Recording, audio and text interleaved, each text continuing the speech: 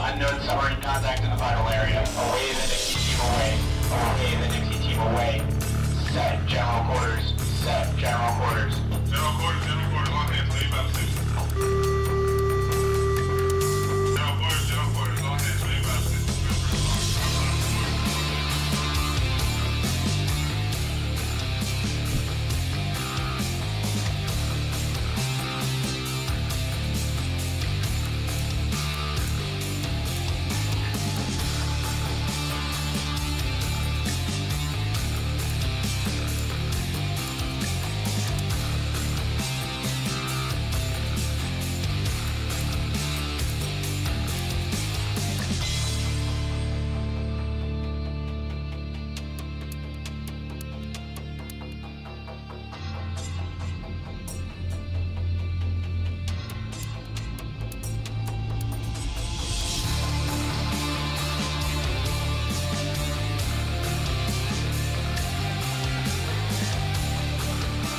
Okay, I think we're all adjusted now.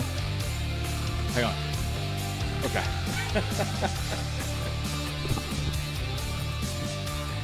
Oh boy. Things have gotten complicated around here. To the point where I was so busy doing stuff that I didn't even get to do the show intro. How terrible is that? What are you talking about? Yeah, and the answer is really terrible. No, it's not that terrible. No, not No. really. No, not really. Not that terrible. Because I was supposed to say something similar to tonight, Clint and BZ tear through the gristle of today's screaming headlines and rip out the sinewy tendons of truth ensconced within, all from the hoary streets of Sacramento, Fornicalia, exposing the trembling toadies, the sniveling jackanapes, and the fripperous fopdoodles, which you insisted that I put in there. I insisted fopdoodles be in there. That's right, fripperous fopdoodles, infesting leftist and progressive brain housing groups nationally. So, You word it so nicely because I just say, listen, we're gonna sift through the bullshit we're up to and speed, talk about some serious stuff. Oh, by the way, let's see. You said you may not remember, but you challenged me one time. Just once? Yeah, right. About 4 months ago, I think did. It might have been. It took you 4 months to rise to the occasion? You said, get a copy of The Coming Insurrection, and by the way, if you order this thing, somehow it seems you'll trigger people monitoring you. I didn't order it online. I bought mine at a local bookstore, and I paid cash. No, you said that I need to read it, but B, you said you've read it, but you didn't order it online. I did not order it online. For that express same reason. Yeah. Okay, so there's... You apparently ordered it online. There's my copy. Did you read it? And I ordered it online. So I brought it, but Folks, we're not going to get into this tonight. I'm going to leave it on the desk, though, because we do need to get into it. Did you read it? Yes, I did. Okay, so I think we should get into it tonight, BZ. I think that dovetails into this Vox article that we're going to discuss. Okay, all right. Now, I was just going to bring that up. Folks, all right, things have changed at SHR, and they're going to change again. We lost some people. We lost HP Pundit. He's no longer going to be associated with SHR.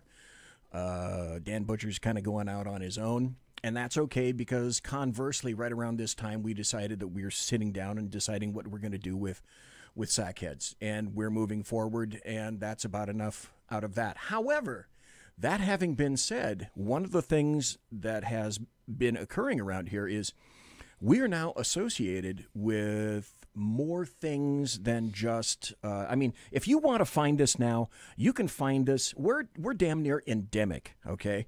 You can find us on Spreaker. If you want to listen and get into the chat room, you can listen and chat at Spreaker. And as a matter of fact, maybe I should go over there right now and look to see what we have. We got a bunch of people in the chat room already. Welcome to Mike. Welcome to Fred. Welcome to Whiskey Dale Simone. And welcome to Mary Brockman. So good to see everybody there. But we may be moving the chat room because we're finding that we're on so many platforms now.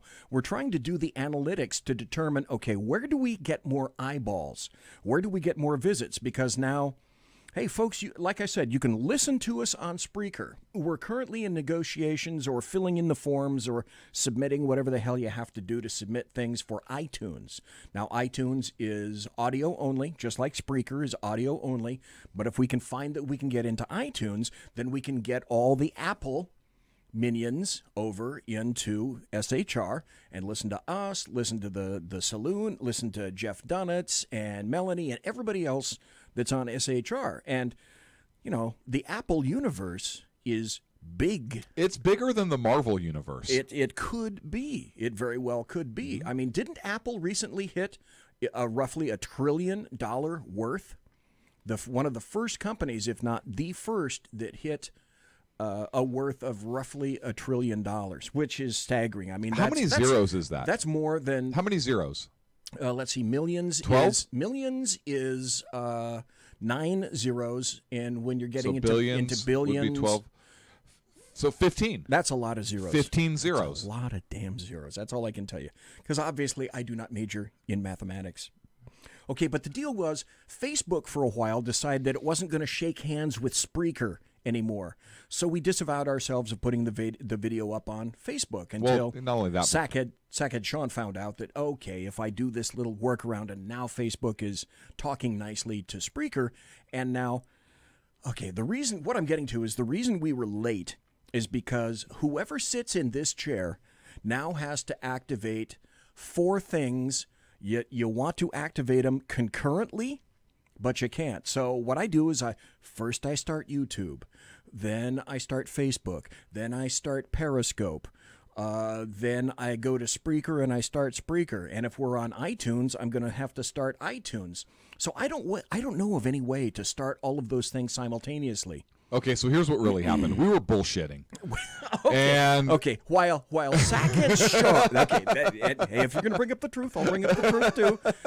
Sackhead Shaun came in here. He came by, and he was bullshitting. He was bullshitting, and then at 30 seconds till, Sackhead Shaun slammed the door and said, "Get your asses to work. You're going to be on the air," and he shattered the glass in the door that separates the studio from the little walkway that we have over here, where you can go to the bathroom, and shattered the glass. Yeah, and he's shattered our lives before, and my heart is shattered as well. He might have fired us, BZ, which I don't know how he can do that, but he did it.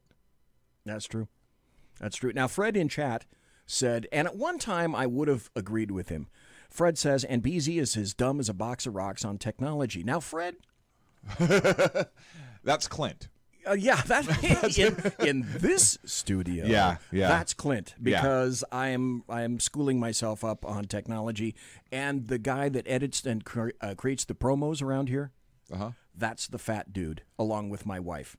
So it's not Sackhead Shaun anymore. It's BZ that creates the promos. Just thought I'd tell you. I know who it isn't. It's not me. It's not you. It's not me. It's not you. You don't want it to be me. Yeah, that's true. You really don't want it to be you. Because even if I knew how to do this, like, we would be so oh my gosh, people would be up in arms. Yeah. So anyway, it looks like we're going to get another platform. I don't know how it works. Sackhead Shaun is handling the behind-the-scenes stuff. We're going to do some new things on social media. We might do some new things in terms of background. Mary Brockman says, BZ, you still need Shaun. Oh, hell yeah. Listen, you're looking at 50% of the ownership. Shaun and Clint. And that's, let's see, that would be, that's Clint right over there. Yep. That's Clint. No, that's me. So Sackhead Shaun and Clint right here. Yeah. They are the owners, okay? So I'm not an owner. Yet. So we're working on that. So we do, when Mary Brockman says, BZ, you still need Shaun. Well, hell yeah, we need Shaun. He's a 50% owner of this thing. It's Shaun and Clint. But this is why we want to bring BZ in, so that way we don't need Shaun anymore. Fuck him. We can vote him off the island. I'm kidding. Fred in chat says you can do this, BZ. I remember when blogs were a challenge. And that's true. That's true. When I was on Blogspot or Blogger. Oh, I remember Blogspot. Yeah, I started a blog there, and who the hell knows anything about HTML? And I had another guy that was the sort of the tech guru god thing. Beantown Billy just stepped in. I love saying that, by the way, in that fashion. When nice. Beantown Billy comes in, I like to say Beantown Billy. So welcome to Beantown Billy. So I did have a blog, and Fred, I got to admit, Fred helped me with the blog. God bless you, sir. Thank you. Beantown Billy. And another guy named Robert helped us with the blog, but eventually I kind of got the HTML thing. So I know how to make my blog run. I run the SHR Media blog. I got to get in there, and we got to figure out, we either need a new web designer or something like that. We got to update the links and whatnot. But when we put new posts in, I put in the new posts to SHR and mine. So I'm learning. Give me a time. Beantown Billy. Give me time, and we'll be able to. Anyway, the bottom line is this. We're going to change like everybody else changes. And at my advanced age, I don't like change. I like Beantown Billy, but I do have to embrace change, and SHR Media is going to be changing. We have to change with the times. Our site is going to be changing. There might be some meshing of a few things. There might be some time slot changes. I know of, I think, 2 editions are going to be coming in the not too terribly distant future. 2 new shows with new people. And so change is coming. Change is good. I'm not a massive advocate of change, but there it is. I have to roll with the times, or you get steamrolled. And I don't want to get steamrolled. No, and speaking of changing with the times, a lot of folks are changing with the times. One such organization is Nabisco. Oh, you're right. One of the times that they're changing is they have freed the animals in their animal crackers. Thank God. Don't you suspect? Wasn't that overdue? Look, I remember being sad as a child, and I would get a box of Nabisco animal crackers, and seeing those poor, defenseless, helpless circus animals on that little red box that looked like a tiny wagon. And that's right. It did look like a wagon. Yeah, that's and right. the sad faces that were painted on those animals as they just wasted away to nothing in those sad little cartoon cages that they were drawn in. And by the way, did you remember that in that box that looks like the little cage? There are actual bars. There are vertical bars on that box. Drawn on the box. They were caged, folks. They were caged. And not only that, but what really disturbed me the most is you'd open the box up expecting to find delicious crackers or cookies. Uh-oh. And and inside would be animals crammed together in horrific conditions. My God. There was no space for them to use the little cracker potty or God, you're to right. breathe fresh cookie air. They were all just kind of crammed in, and some were broken, clearly neglected. Oh, God, I remember. You're right. I used to open up a box of animal crackers because your mom would always give you animal crackers, and you'd open up, and tears would start falling down your cheek because when you it's realized sad. that some of the animals were missing their heads and had their legs broken off. Their Horrible. heads and legs broken. Some were broken in two. And I'll tell you what, BZ, I'm pretty sure it's that level of violence that has led people like you and I to be conservatives.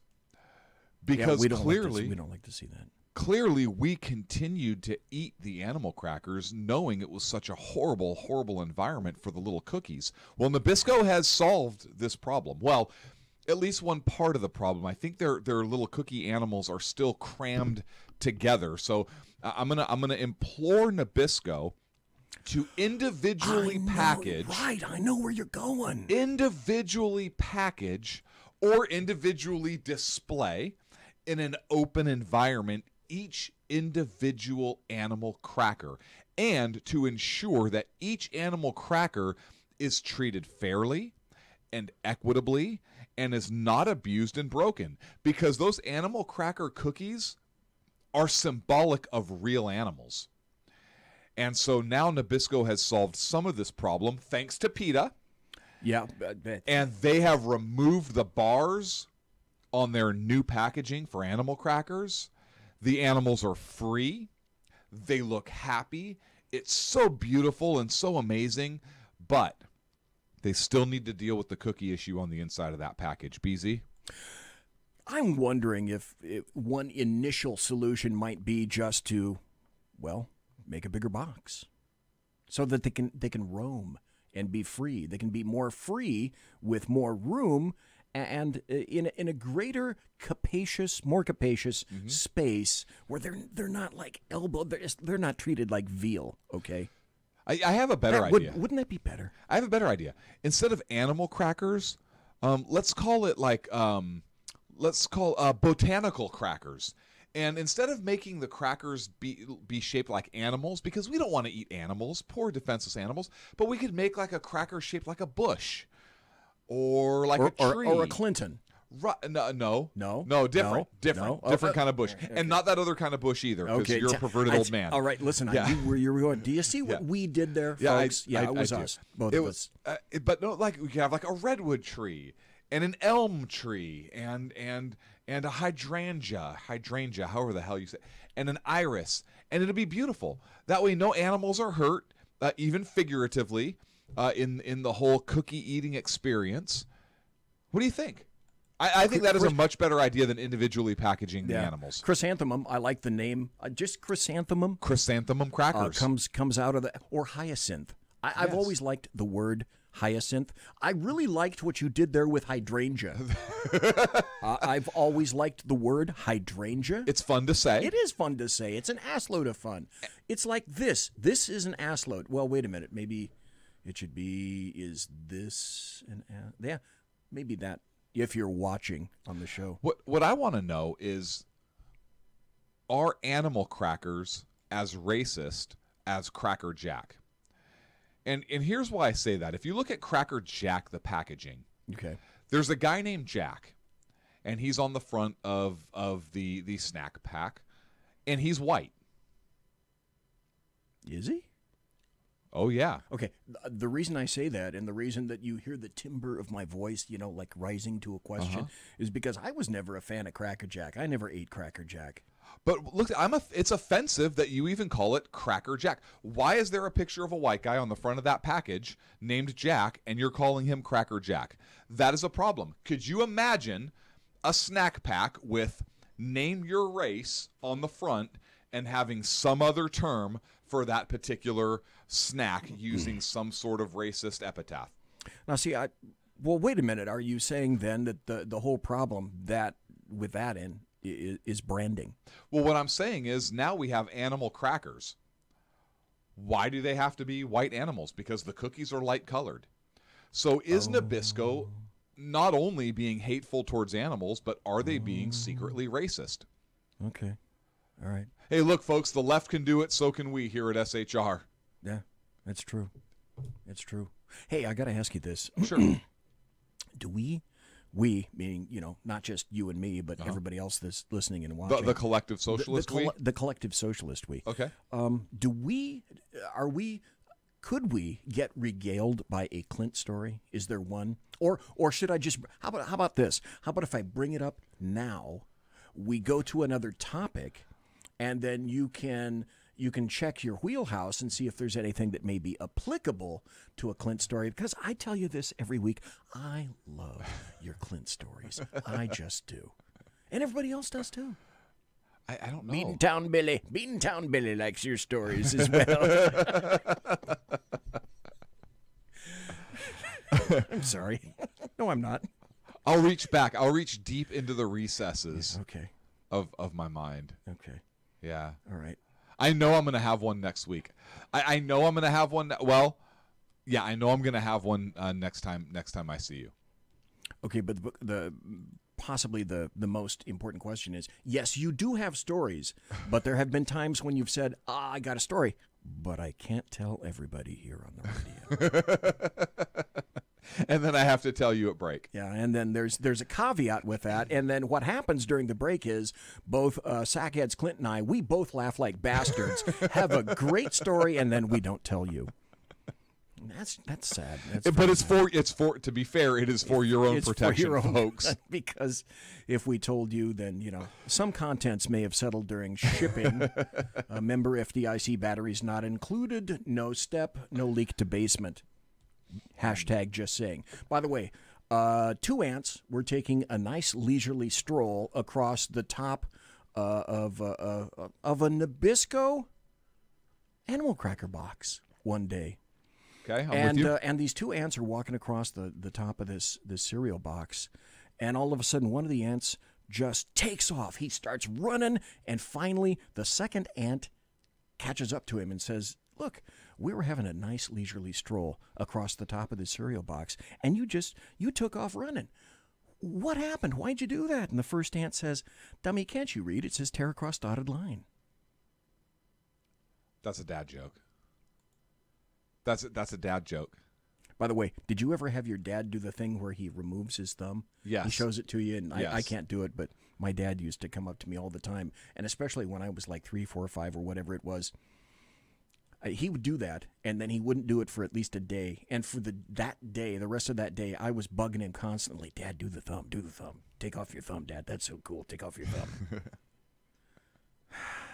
Okay, just as last week was BMW radio. Yes. This is Stream of Consciousness. Stream of Consciousness radio. That's not true. We got to a story. Oh, we framed it. So folks, that animal stories. cracker story is 100% true. It is. Look it up. Nabisco has freed their animal crackers. Yep. On the box, thanks to pressure from PETA. And in a very related story, the nanny state of the people of California, because they know better what's for your children. Free animal crackers. That's from Nabisco, courtesy of PETA. But the state of California, you told me, by the way, this is new to me. Oh, folks, whatever you see in terms of a reaction here is I just learned of this about slightly before the show. So the actual details of this and it was in passing. This is completely new to me. And it was in passing. But if it's the state of California, you know that it's fucked up. Yeah, so in the state of California, and it's passed. The governor is very likely to sign the bill. He has not signed the bill yet, so it's not law yet. However, any restaurant in the state of California, once this is signed into law, it will be illegal for that restaurant. And by the way, this is the state that in most major cities, it is illegal for a waiter or waitress, a server, to hand you a plastic straw, or even to have a plastic straw. They have to be paper, and you have to ask for it. But the state of California has said, will say, as soon as the governor signs it into law, that it is illegal for a restaurant or a business establishment to serve or offer anything other than plain water or unflavored milk with any kids' meal. Now, okay, when you say kids' meal, are you talking only at, say, franchisee restaurants? Period. Like McDonald's, Period. Burger King, just Period. everywhere. If you're out at a restaurant. Yep, and you order a kids' meal, and little Johnny wants a Sprite because the only time he gets Sprite is when mommy and daddy take him out to eat in public once a month, couple times a month, but it is a treat. And the only time little Johnny gets a Sprite is when he gets to go out to eat. It's part of the fun. Like my kids. I don't keep soda at my house. The only time they get to order a Sprite or they get to order a non-caffeinated, more sugary beverage, chocolate milk, once in a while I'll make it for them at home, pink lemonade, that kind of stuff, is when we are out. Do you drink? Do your kids drink chocolate milk at home, or what's the other stuff like Bosco? Oh yeah, no, I don't buy any of that stuff. I do regular chocolate milk, like a Hershey's Simple chocolate syrup, and organic milk for them. Is what they drink. And I actually use chocolate milk myself sometimes as like a recovery drink after if I do a workout or something like that. It's actually pretty good for that.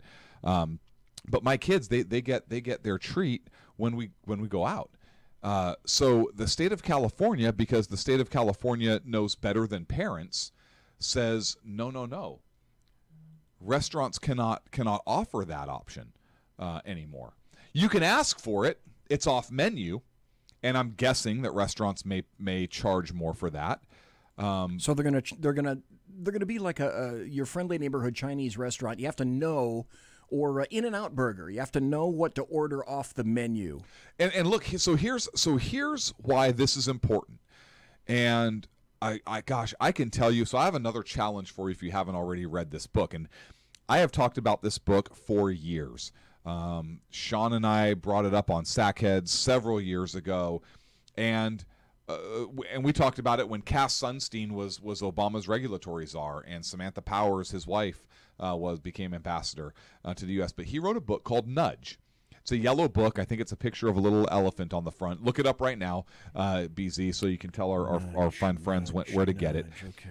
But let me tell you, in essence, and I'm going to paraphrase this book, Nudge, and I want you to think about this if you haven't read it while we're talking about this story. And yes, I know we're up against the break. This is important. We started a couple minutes late, so we can go to break a couple minutes late. That's right. That's what. Hey, it's our show. It's our show. We do whatever the hell we want. Exactly.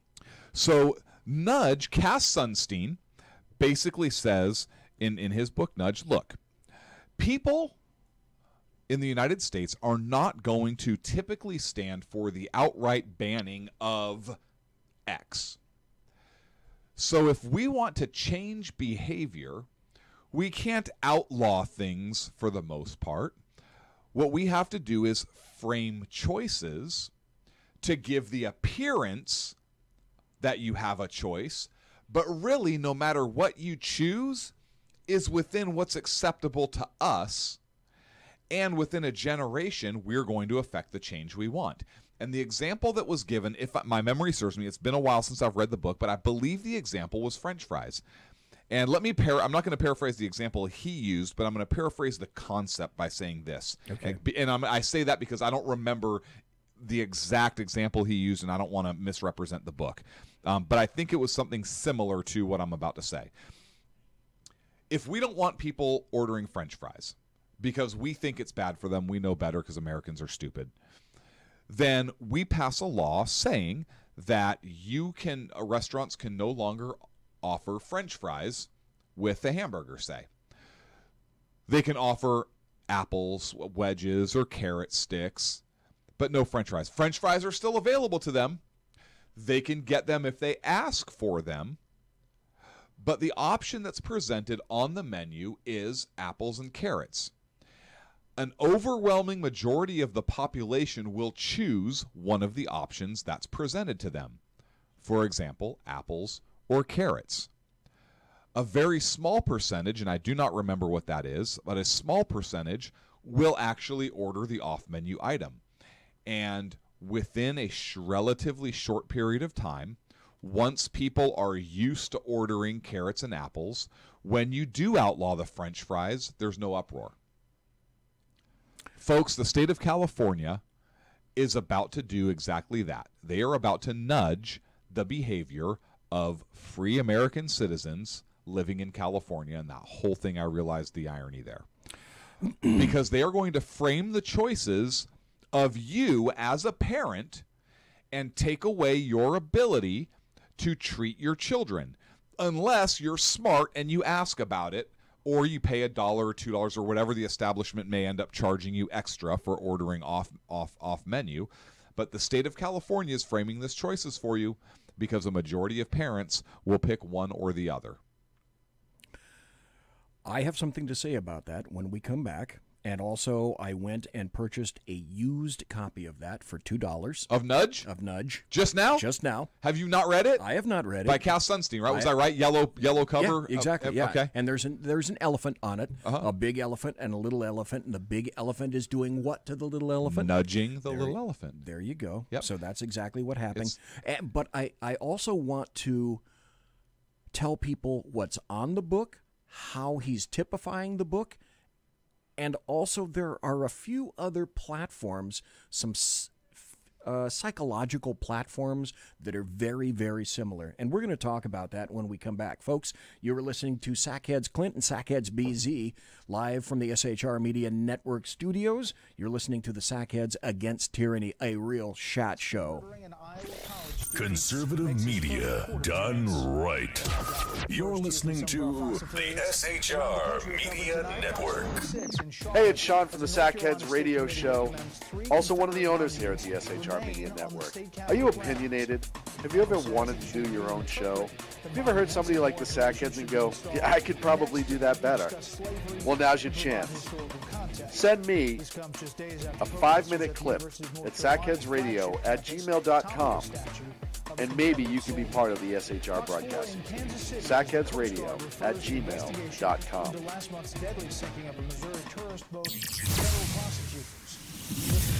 Broadcasting behind enemy lines in occupied California, a mere 2 miles from the state capital, the bloviating Zeppelin's Berserk Bobcat Saloon radio show can be heard every Tuesday and Thursday night at 8 p.m. Pacific and 11 p.m. Eastern, only on the SHR Media Network. Go to shrmedia.com to listen. You can also watch on the SHR Media Facebook page and the SHR Media YouTube channel. No goldfish were abused in the making of this ad.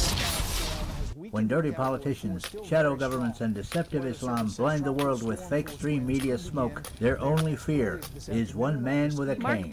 I'm Dave Miller. Join me through shrmedia.com, highplanestalkradio.com, and the Western Free Radio Network, at Spreaker, YouTube, and iTunes for a different perspective weekly on the Unpleasant Blind Guy. And catch me on Jeff Mitchell's EDL Radio on blogtalkradio.com. There's because truth is not always pleasant. Hey guys, it's Sackheads, and I'm excited to tell you about a brand new show here on the SHR Media Network. I'm teaming up with the one and only, all-powerful, the bloviating Zeppelin sitting here to my left, bringing to you a fresh new show here on the network. It's Against Tyranny, and we'll be picking up where the Sackheads left off. Excited to be with you, sir. We're going to chat. We're going to chat Wednesday night. Sackheads Against Tyranny. Wednesday night, 11 p.m. Oh, it's the same time, right? 11 p.m. Eastern, 8 p.m. Same SAC time, same SAC channel. SHRmedia.com. It's your business diva here, Melanie Collette. I am inviting you to a front row seat as I discuss some of the most intriguing details of wealth and finance with today's movers and shakers in the world of business. Listen in and discover financial truths on a global, domestic, and household scale. Uncover topics that will impact your wallet today and in the future. Money Talk with Melanie airs Monday through Friday, 5 p.m. East, 2 p.m. West, right here on SHR Media and High Plains Pundit Talk Radio. You can't afford to miss it. By saying they did not use the federal E-Verify system to screen Rivera. Human by race, Christian by faith, American by nationality, and conservative by choice. Reverend Ralph J. Chittum Sr. is the right guy on SHR Media from 8:05 to 9 p.m. Monday through Friday. And if on the rare occasion I am ever wrong, I will still always be right. The right guy on SHR Media. Hey, this is Michael Wright. And I'm Shannon Wright. Join us for The Right Way with Shannon and Mike, Monday through Thursday from 7 to 9 a.m. right here on SHR Media. Why are they joining us? For fun things like sports, politics. Oh, maybe some news and entertainment? And all kinds of other things. Money and recipes and events, all kinds of stuff. Yeah, so join us Monday through Thursday, 7 to 9 a.m. here on shrmedia.com. Immigration status. Tonight, Rivera is being held on a $5 million bond. The plan's working. Matt Finn in Iowa tonight. Matt, thank you. More on the political fallout in coming days. Up next, another of then-candidate Trump's early supporters looking at serious legal trouble tonight. We we'll talked have that story. First, beyond our borders tonight, Russian President Vladimir Putin says U.S. economic sanctions against his country are counterproductive and senseless. It's almost like Putin spoke after talks with his counterpart from It's Finland. amazing. He described last month's Helsinki summit with President Trump as positive, but blamed the Trump administration for continuing to hit Russia tyranny. with... You're listening to the SHR Media Network.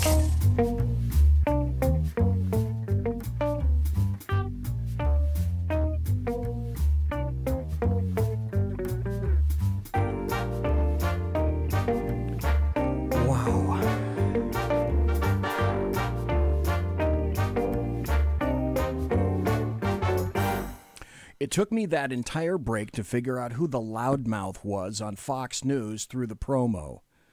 I have about almost 30 tabs set up here for audio cuts. And sometimes these things, when you go to a website, they put them on autoplay. So you have to go in there, and I have to figure out in 3 minutes which tab is yelling at me. So, folks, that's why you heard a whole bunch of people talking, because I finally found out who the loudmouth was in all of the stories that we had here. You were talking about a book named Nudge. I was. And written by Cass Sunstein. Written by Cass Sunstein. And everybody should know who that is. He was Obama's regulatory czar, wrote this book beforehand. Okay. So... Again, tell people a little bit about what Nudge was, because I want to make a comparison after you typify it. It's if I had to typify it, I would say it's framing choices within the confines of what's acceptable to the framer in order to provide an illusion of free choice. Okay. Is that a fair summary? That would be a truthful summary of what that means. But I wanted to make this interjection because having gone to Amazon and purchased a used copy for about $2 or so, the book itself says, and this is in the title itself, because we just told you what it really does. But now Richard Thaler says, improving decisions about health, wealth, and happiness. Now, in that subtitle, was there anything in there about we're crafting ways to make you further left? If you read into it, or I wouldn't even say to make you further left, I would say crafting ways to control your choices. I wouldn't even say it's pushing people to the left, because it doesn't really address politics. It targets behavior and changing behavior to be what you want it to be. And so when I hear that improving choices, well, improving it by whose standards? Well, clearly improving it by the author's standards. Because if there's a parent out there that thinks that kids should be able to have a treat or drink soda 10 times a day, which I don't, but I'm a libertarian, little L, and believe that a parent has that right as a parent, and they do. That they may think that improving choices for their kids means I can take them out to eat 3 times a week instead of once a month or twice a month or whatever it is. And so I'm going to improve choices for my child because I want them to be happy and enjoy soda and like me a lot. So clearly within that little subtitle, from my perspective, but maybe it's just because I like to read into things, go figure, from my perspective, it is improving choices based upon the author's opinion of what is proper. Right, but not necessarily of what you think is proper. Exactly. Or what I think is proper. Correct. Now, does this sound, and that's where I'm going now, does this sound to you anything like Rules for Radicals? Hand in hand, right? It's Rules for Radicals, I think, is how to affect political change. Right. I think I view by being a community organizer. Correct. Yeah. Look, it's all interconnected, right? Yeah. Does this? Let me throw one other thing in there as well. Does this sound anything remotely like the Cloward-Piven theory? The way they do things. The Cloward Piven. Yeah. Look, I think that if you, it's called the Cloward-Piven strategy. Yeah, I think if you take all of those things together, and look, if you start reading these books, and even the Coming Insurrection, and you take you understand the lessons that are in that book or what they're saying, and folks, this is their words.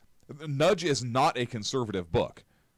At all. No. Neither is the Coming Insurrection. But if you read their words and you understand the concepts, and you take it all and you tie it all together, because I think it all feeds off each other, particularly as you're gaining kind of a global perspective, and not global perspective in the left wing sense, but a global perspective, meaning you're taking a look at all of the facts as they are, all of the events we're seeing, and the struggle that's within our country right now politically between left and right, and particularly with what's happening on the left, and what Obama did throughout his administration, and you look at what is written in these books and who Obama had in certain places, I think it paints a very clear picture of exactly what they're doing. And there are people out there that are going to think that's great, and that's fine. There are going to be people out there that say, wow, I had no idea. And there's going to be people out there that says, well, that's exactly what I thought was going on, and kind of here's the proof. But it's in terms of just understanding it. Yeah, I think you need to take all of those things together. And there's another bill that I want to talk about while we're on the California's crazy train right now, and it kind of plays into what we're talking about, but from a little bit different perspective, and that's Assembly Bill 2943. Assembly Bill 2943 is authored by Evan Lowe. He's a Democrat, of course, and he wants to utilize California's existing consumer fraud statute in order to classify gay conversion therapy as a fraudulent practice. And another fellow Democrat Assembly member, Al Miritsuchi, said, and I'm going to quote this is what he said during the debate on this legislation, quote, "The faith community, like anyone else, needs to evolve with the times. The science is clear. The claim that the First Amendment can be used as a defense for promoting fraudulent conduct is a fallacious argument." That should scare everybody, not only of faith, but that should scare every citizen in the state of California. And the fact that this is happening in America, this should scare every citizen throughout the country. He says the claim that the First Amendment can be used as a defense for promoting fraudulent conduct is a fallacious argument. Now, let's be clear what they're talking about. They're talking about gay conversion therapy and any ties to that. So faith-based counselors can't discuss it. Books that they sell or pay for can't discuss it. You can't talk about sex being between a man and a woman. You can't have the biblical view of sex. And if the wording of the law is taken word for word, if you're looking at letter of the law versus the spirit of the law, right? Technically, the Bible could apply to what is in this bill in terms of establishments being able to sell that. Now, what they say is, obviously, it's not going to outlaw the Bible, right? But it will outlaw the sale of certain other books that talk about strategies. Hang on a second. It will outlaw other books that outline strategies for Christians who are conflicted with either gender identity issues or feelings of homosexuality, those that seek their pastors out in order to discuss Christian-based strategies to deal with these feelings and emotions, completely takes that away. Because they're saying that churches, if you have a biblical view of sexual relations, and look, I'm going to say I'm a libertarian, little L. What a man and woman do in their bedroom behind closed doors and their relationship is none of my business. Man and woman, man, man, woman, woman. Okay, I have personal feelings on it. I have my own faith-driven feelings on that. However, I don't judge anybody because that's not my place. I don't judge anybody for the personal decisions that they make. I wouldn't not be friends with somebody. I wouldn't wish them ill will. None of that. But that being said, if you take a strictly biblical view of these relationships, the state of California is saying that is wrong. And not only is that wrong, but the First Amendment doesn't protect you because in their view, it's wrong and the science is clear. Okay, let's stop there just for a second. We're gonna go laterally here just a bit. The first reference that passed through my brainulus was, what were you just talking about 2 minutes before this article? Nudge? Yeah. Nudging behavior. Okay, so would it not be logical to conclude that this is a little bit more than a nudge, but it's in a continuing pattern or series committed by the state of California to ensure that you think, act, and speak in only one fashion? Of course. Period. End of statement. So it's more than a nudge. And the other portion of that is, because my brain just automatically went there, is, well, that's not going to stand because the Supreme Court would... Wait a minute. Okay, it's 2018. Yep. And likely, my guess would be, is we are going to have Kavanaugh confirmed. Now, because of all the stuff with Michael Cohen and Paul Manafort, naturally the Democrats, leftists, and the American media maggots have said, oh, wait. We can't have these confirmation hearings for Kavanaugh, which were supposed to start September 3rd, by the way. We got to put the brakes on those because this shit now is way too important. And you don't want to confuse us, translated. We don't want to confuse the people that have sacks of rock salt in their brains. Yep. But this is how tenuous this stuff is right now, folks, ladies and gentlemen of America. You have California making these decisions. Now, the Ninth Circus will probably, and there are still a couple of spots to fill in the Ninth Circuit. And just to let everybody know, Trump and McConnell have made great inroads on filling judges and appointments under the lower courts, because frequently they can be every bit as important as SCOTUS. But this is, again, one of those things where if we, conservatives, libertarians, lose control of SCOTUS, then anything that occurs in the state of California is going to get rubber stamped from D.C. Right now, it's not going to be rubber stamped. Well, for the cake baker in Colorado, my guess is that ate up potentially hundreds of thousands of dollars of that guy, and he's getting sued again from the Colorado Human Rights Commission, though he won his SCOTUS case. Yep.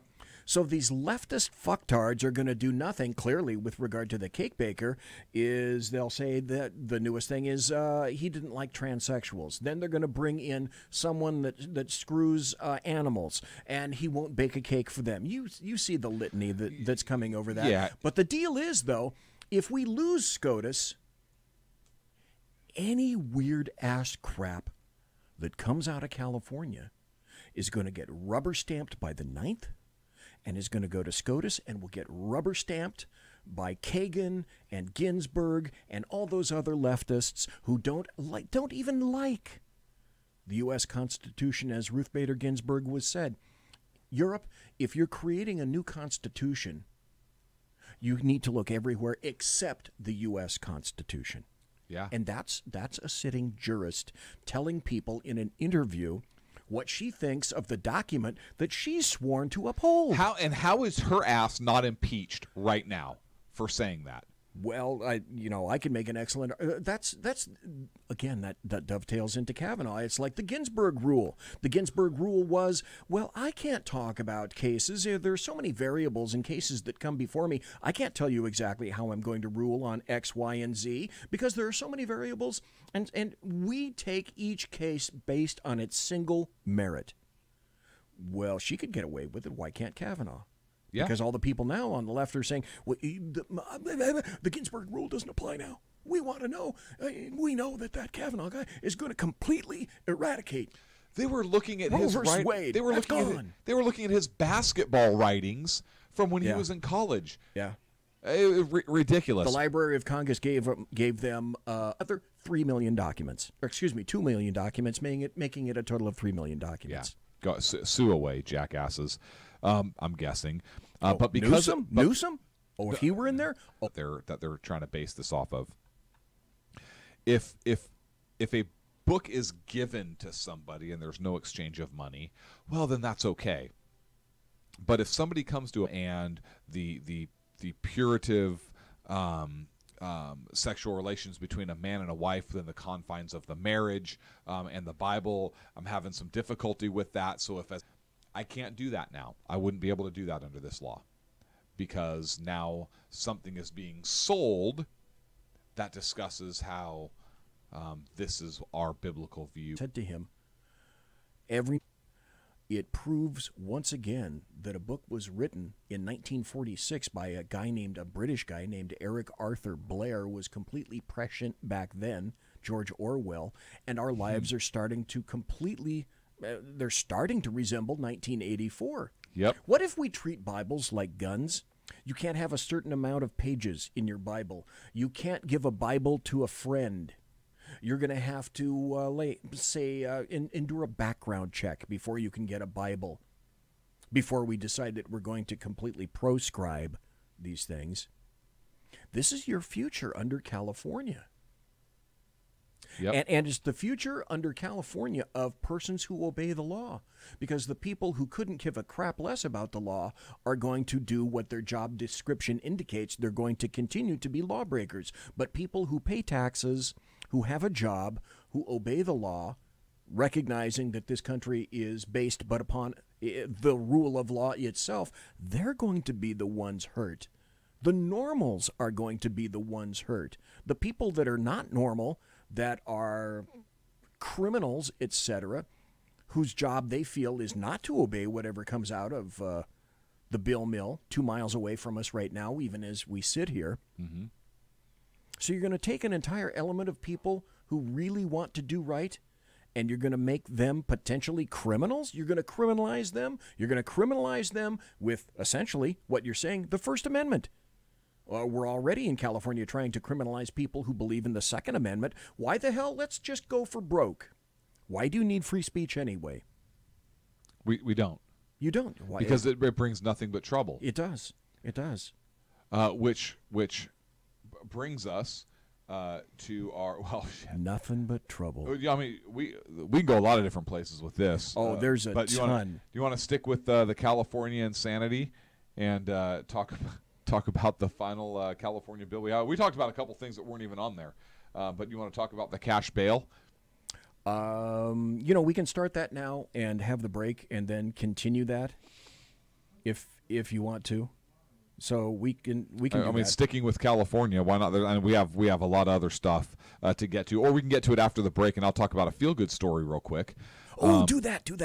So Donald Trump, being the Nazi that he is, according to the left, the far left, he, in order to prove he's not a Nazi, he did something. Oh man, it was so Oh, God. Nefarious. It has to be oppressive. So nefarious. It's got to be oppressive. Oh, it's horrible. Period. I know. And I know he did it intentionally to mislead the people. Oh, come on. He deported a Nazi. Like an honest-to-God 95-year-old World War II, ran a labor camp in Poland, Nazi. Oh, my God, you're right. That is oppressive and evil, both at once, simultaneously. Where the fuck is the left demanding that this 95-year-old man, I'm sure he's a grandfather, I know, ripped from his home. He became a United States citizen after World War II, and he lied about what he did coming over from Germany. And then in 2003, and it doesn't say how they found out he was a Nazi who ran a concentration camp in Poland that was, by the way, that he had a major role in this one of the single most deadliest days at the concentration camp, where 6,000 Jewish individuals were killed in one day. Yeah, that guy. 2003, it came out that that's who he was, and he admitted. Who was in power in 2003? It was Bush, right? Bush. Yeah. Thanks, Bush, you fucking jackass. He admitted to being a Nazi. Got his citizenship. Didn't get his citizenship. I don't know if he got his citizenship revoked. I think he did. In 2004, 2005, he lost his appeal, and nobody did a fucking thing with him. Because they said he wasn't a German citizen anymore. Where could we take him? And so Obama came to power. Obama, who hates Nazis. Hates Nazis. Oh, he kicks Nazi butt every Kicks day. Nazis out. He didn't do a fucking thing with him. The guy still lived here in the United States, in New York. Nothing. Donald Trump. Donald Trump gets in office. He is a Nazi. He embraces them. Loves Nazis. He's not going to do anything. That's a given. If anybody wouldn't do anything, it's Donald Trump. Nope. Donald Trump did something. ICE deported him to Germany. I forget the guy's name, but the ambassador to Germany, his confirmation hearing was held up forever. He actually negotiated with Germany to take him back. Germany was going to say, he's your problem, he's your citizen.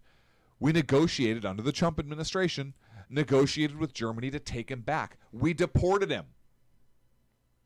He's back in Germany. No idea what they're going to do with him. My guess is they'll try him for war crimes. They should. Absolutely. I don't care if he's 95. No. I mean, if he's responsible for the crimes that he's been alleged were him, and I guess admitted to, he became a citizen in 1957. Let me throw this out here before we go to break, because we're, again, a little late for the break, about a minute, but that's no big deal, because after all, it's our show. Mm-hmm. Do you think that any of that influence, or maybe some of those reactions, have something to do with the fact, and I'm honest when I posit this, has something to do with there are a certain number of people who are unfamiliar with war crimes, with what the Nazis did, and with Dachau, and with the Holocaust, that they may actually not know about that they are truly that ignorant. It's just a question. I think the German people are still sensitive over the whole World War II thing. Oh, I know for a fact they are. Merkel is. That's why I can guarantee you this today, that the guilt that she has from World War II is why she completely lacks the capacity to say no to illegals into Germany, which then flooded the rest of Europe, which will be the utter downfall of all of Europe. And you can pin it on the back of Angela Merkel, guaranteed, because she felt guilty about Germany's role in World War II. We got to take a break. Conservative media done right. You're listening to the SHR Media Network. Hey, it's Shaun from the Sackheads Radio Show, also one of the owners here at the SHR Media Network. Are you opinionated? Have you ever wanted to do your own show? Have you ever heard somebody like the Sackheads and go, yeah, I could probably do that better? Well, now's your chance. Send me a 5-minute clip at sackheadsradio@gmail.com, and maybe you can be part of the SHR broadcasting team. sackheadsradio@gmail.com.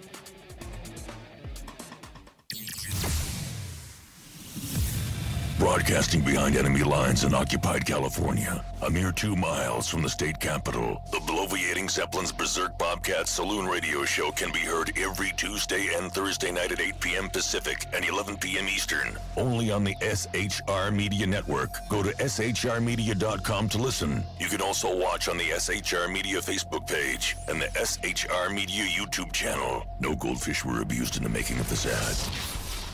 When dirty politicians, shadow governments, and deceptive Islam blind the world with fake stream media smoke, their only fear is one man with a cane. I'm Dave Milner. Join me through shrmedia.com, highplanestalkradio.com, and the Western Free Radio Network at Spreaker, YouTube, and iTunes for a different perspective weekly on the Unpleasant Blind Guy. And catch me on Jeff Mitchell's EDL Radio on blogtalkradio.com. There's no surrender ever, because truth is not always pleasant. Hey guys, it's Sackhead Clint. I'm excited to tell you about a brand new show here on the SHR Media Network. I'm teaming up with the one and only all-powerful, the bloviating Zeppelin, sitting here to my left, bringing to you a fresh new show here on the network. It's Against Tyranny. And we'll be picking up where the Sackheads left off. Excited to be with you, sir. Sackheads against tyranny. We're going to chat. We're going to chat Wednesday nights.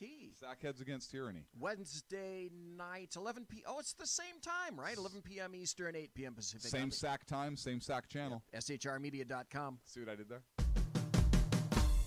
It's your business diva here, Melanie Collette. I am inviting you to a front row seat as I discuss some of the most intriguing details of wealth and finance with today's movers and shakers in the world of business. Listen in and discover financial truths on a global, domestic, and household scale. Uncover topics that will impact your wallet today and in the future. Money Talk with Melanie airs Monday through Friday, 5 p.m. East, 2 p.m. West, right here on SHR Media and High Plains Pundit Talk Radio. You can't afford to miss it. Human by race, Christian by faith, American by nationality, and conservative by choice. Reverend Ralph J. Chittum Sr. is the right guy on SHR Media from 8:05 to 9 p.m. Monday through Friday. And if on the rare occasion I am ever wrong, I will still always be right. The right guy on SHR Media. Hey, this is Michael Wright. And I'm Shannon Wright. Join us for The Right Way with Shannon and Mike, Monday through Thursday from 7 to 9 a.m. right here on SHR Media. Why are they joining us? For fun things like sports, politics. Oh, maybe some news and entertainment? And all kinds of other things. Money and recipes and events, all kinds of stuff. Yeah, so join us Monday through Thursday, 7 to 9 a.m. here on shrmedia.com. Hey, BZ. So the plan's working. You got rid of Sacco. Shaun is now stepping away. I never even saw him. And I know, and insidious. You know, we talked about this for for the last 3 years, and finally coming to fruition. You know I'm still in the room, right? It's almost like he's here still. Did you hear that? Yeah, it's kind of. It's amazing. It's kind of at you. It's kind of eerie. Kind of a poltergeist. Like a poltergeisty thing. Yeah, Sackheads Against Tyranny. You're listening to the SHR Media Network. Wow, we're already into the second hour. Folks, you are listening to the Sackheads Against Tyranny, a real chat show. Live and direct here on the SHR Media Network. We are in the sumptuous and palatial, as you look around, SHR Media Studios.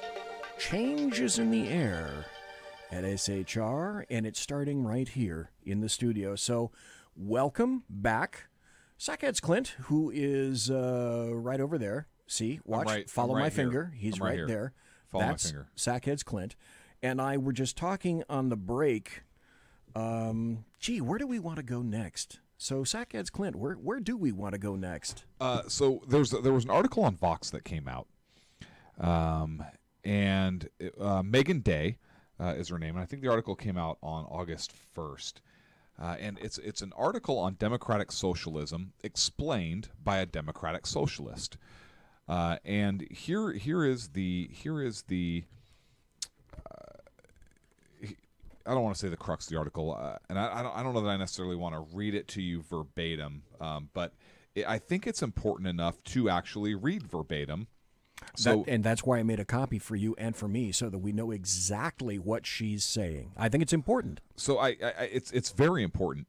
And she starts the article with some quotes. And again, the name of the article is Democratic Socialism Explained by a Democratic Socialist by Megan Day on Vox.com, 8/1/18. It says it's not just New Deal liberalism.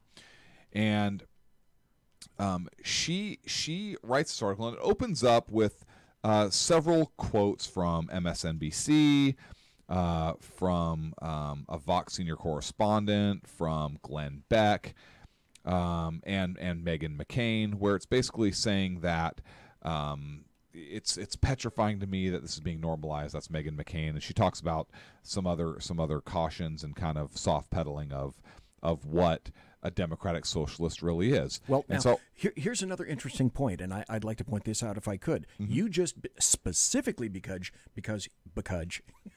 get what I did there? I did. Because you just mentioned nudge, and the quote from Glenn Beck is nudgy.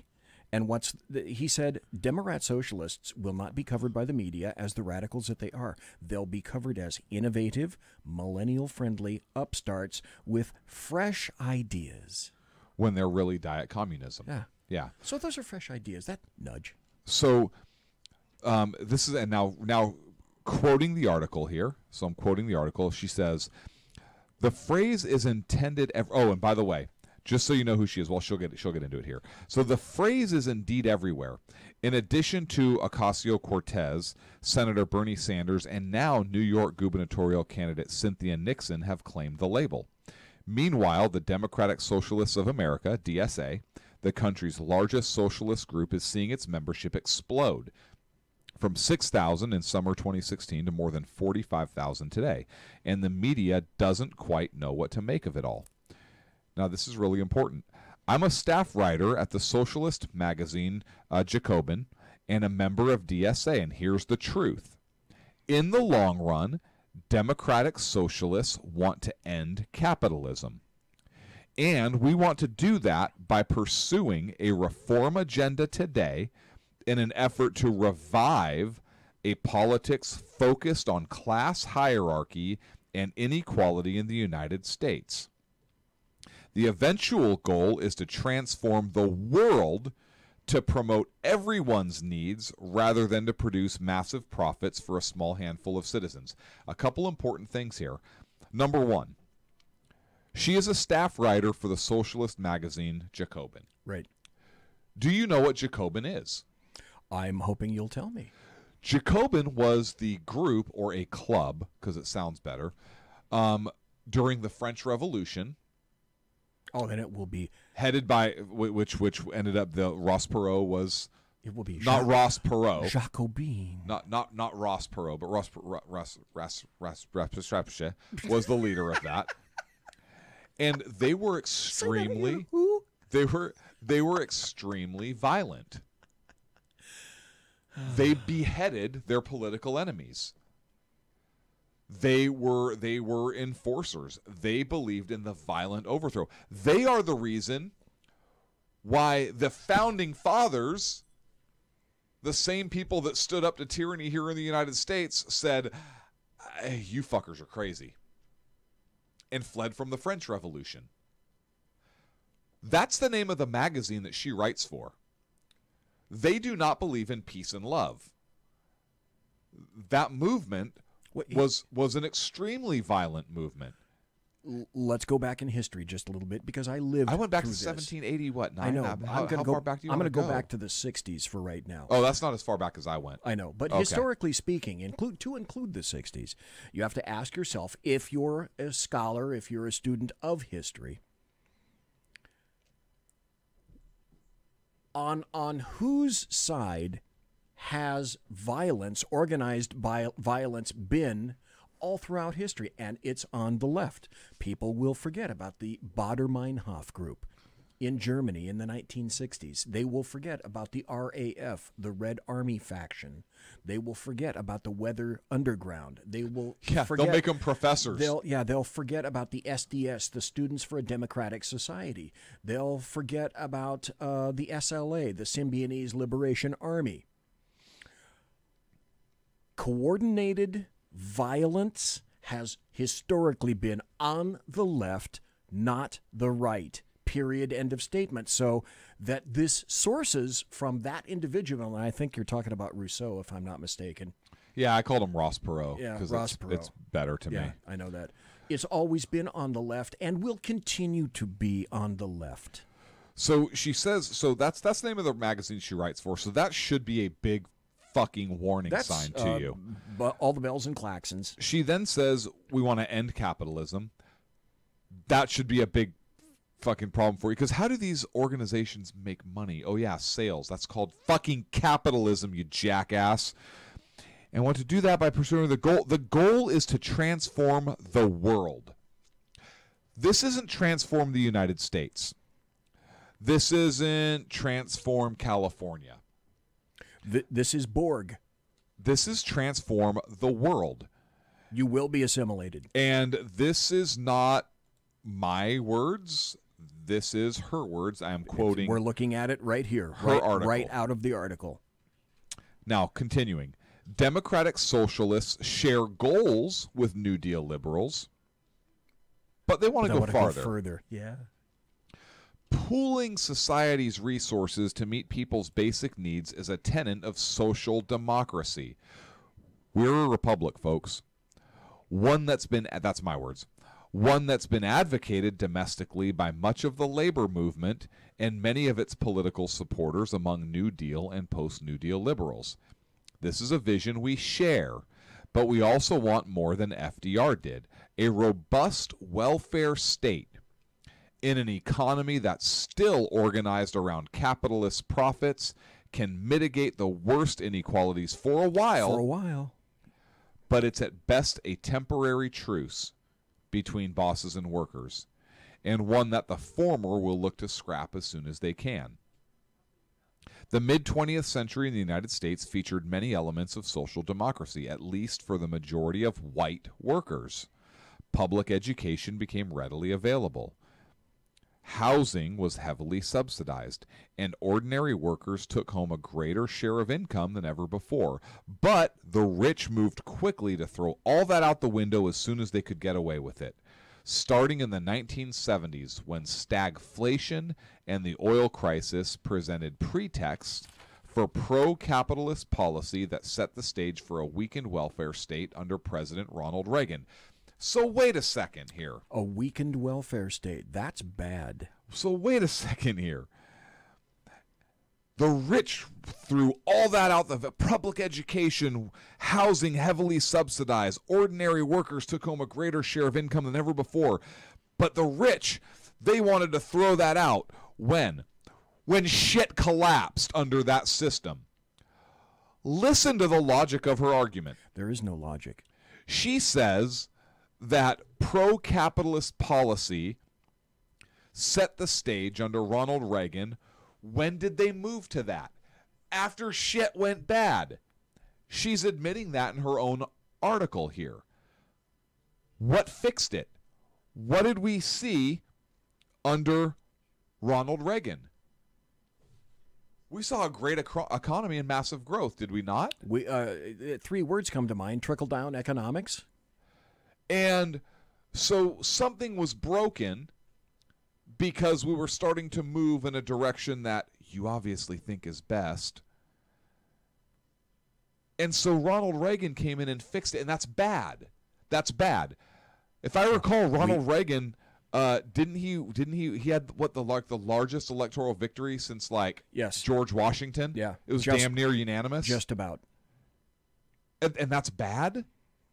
That's who these people are, It's folks. bad because you need to get rid of the electoral system because what leftists want is democracy. Yeah, I'm talking about the fixing our economy. Yes, I know. Because you need to be global. We want to change the world. We don't want to just have America be great.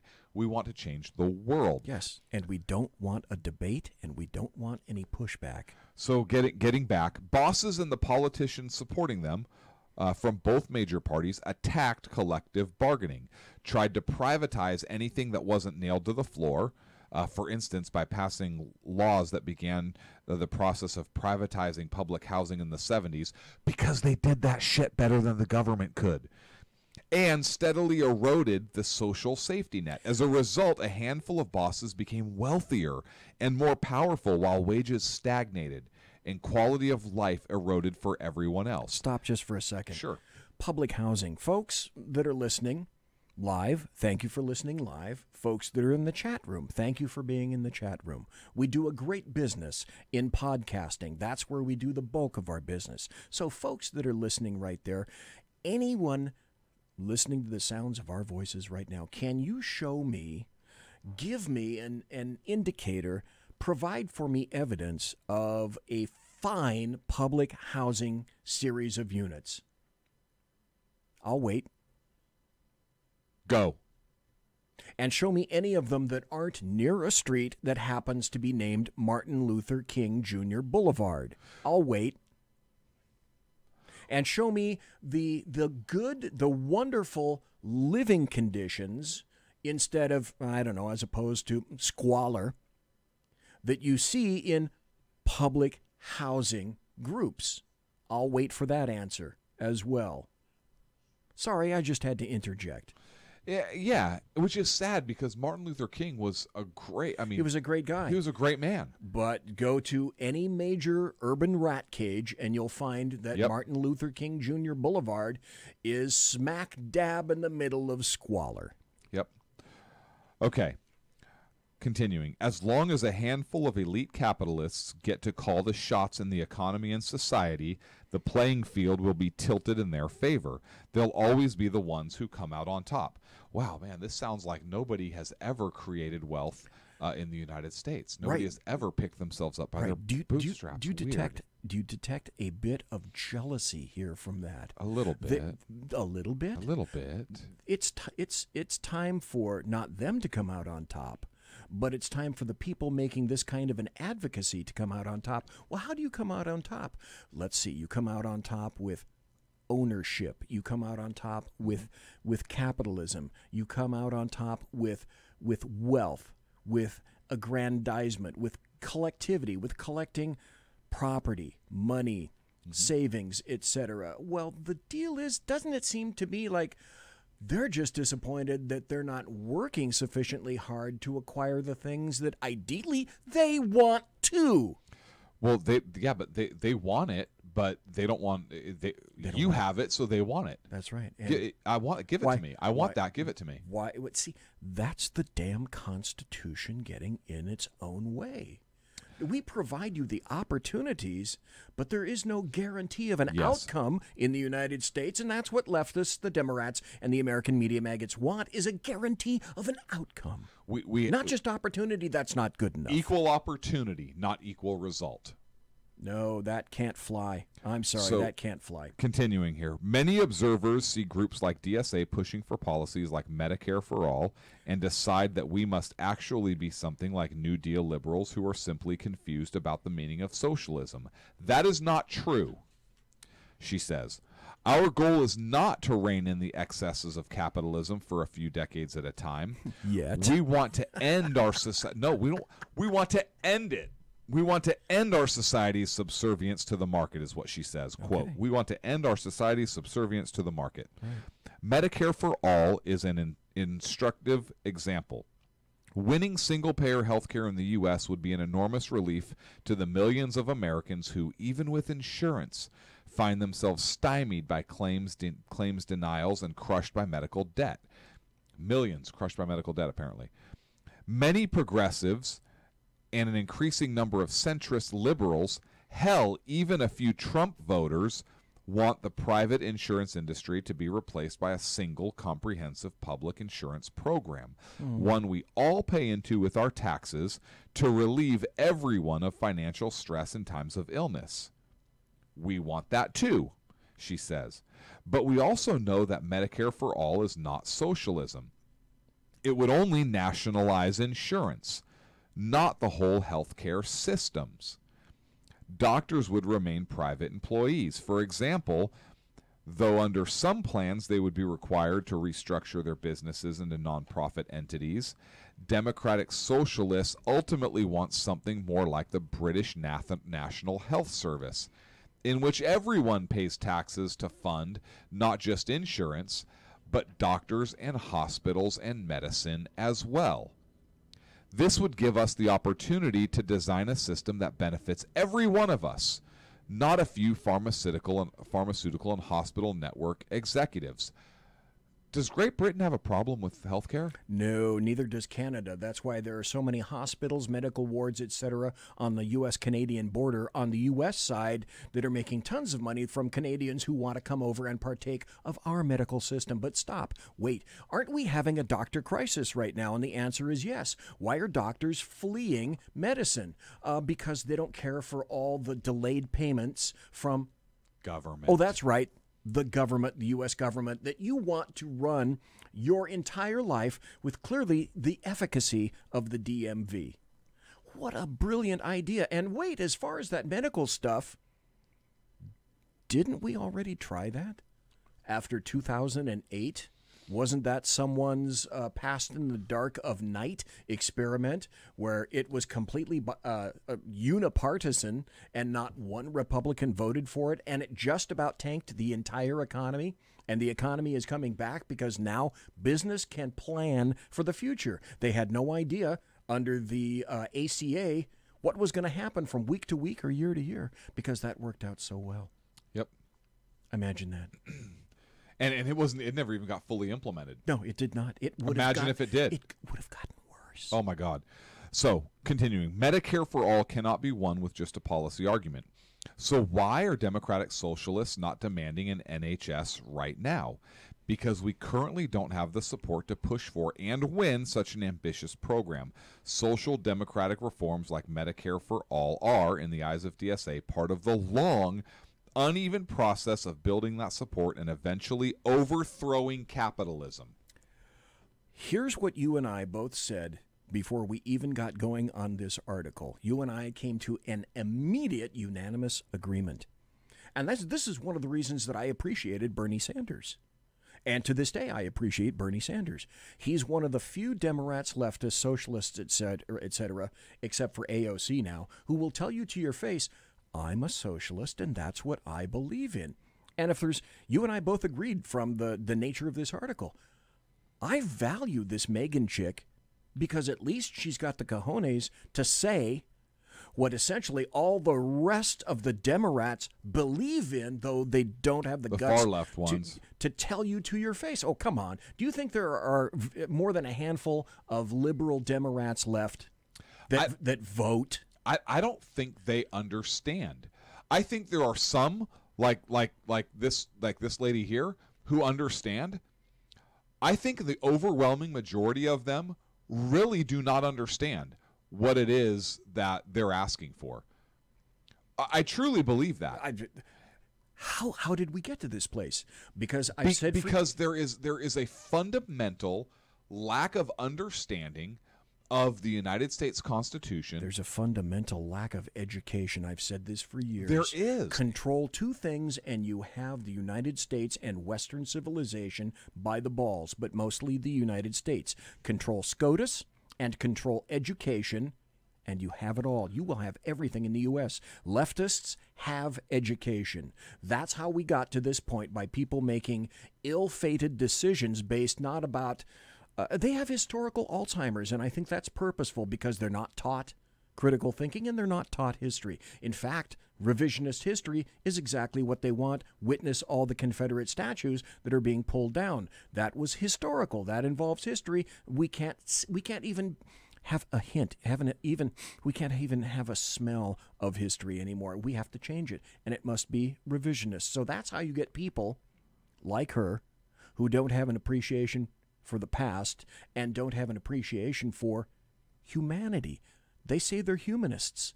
They have no idea how humanity works. What happens, like I said, with the doctors, when you have doctors that don't want to be doctors anymore, that don't want to go through all the training, and they're going to be paid the same amount of money because in terms of equanimity, really, why should a doctor be paid any more money than someone that hauls your trash? And as far as they're concerned, there should be no difference. That doctor should want to, just by the goodness, the inherent nature of the goodness of his or her or Z's heart, that they should want to be helpers. And they shouldn't have a bigger car or a better car or a car at all. They shouldn't have any more than a mattress thrown on a back alley, just like everybody else. That's how they think.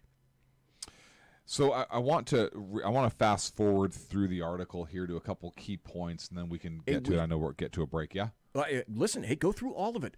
We got a ton of time. We still have another half hour. Yeah, okay. I think the real meat and potatoes, because she kind of rambles on here for a little while, but...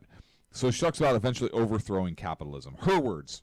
Yeah, exactly. Her words. Yes. Overthrowing capitalism. Yep. Thank you for being honest. Yeah. She's honest. I appreciate that. Yeah. We can have a conversation. Yes, we can. You know, finally. I think that's. She's wrong. Pretty strong. Well, no, she wants to eventually overthrow capitalism.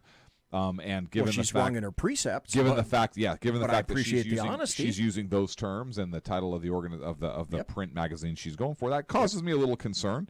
But so continuing again, of course, even socializing a whole industry like medicine wouldn't automatically lead to the socializing of others. But through the process of the campaign, Democratic Socialists want to build into the popular consciousness an awareness that the market is not capable of meeting society's needs.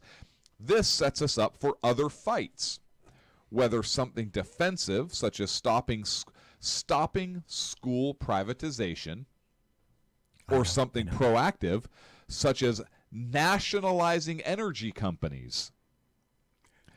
Is California the poster child for that crap? Yes.